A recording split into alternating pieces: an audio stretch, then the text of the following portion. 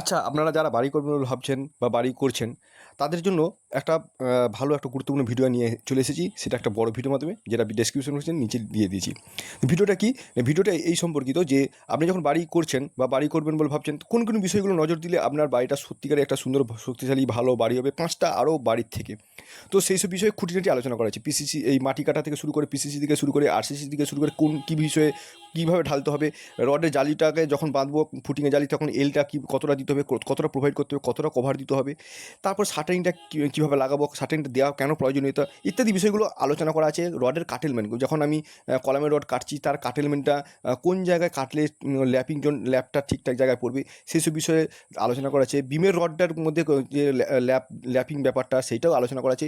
ইত্যাদি বিষয়গুলো আলোচনা করেছে। আপাতত প্লিন্থ পর্যন্ত, ফুটিং থেকে প্লিন্থ পর্যন্ত এই ভিডিওর মধ্যে আলোচনা করেছে, যেটা পার্ট 1-এ আমি এই ভিডিওতে দিয়েছি। পার্ট 2-তে পরবর্তীকালে আরেকটা ভিডিও নিয়ে আসবো, যেটা আপনারা খুব দ্রুত তাড়াতাড়ি দেখতে পারেন।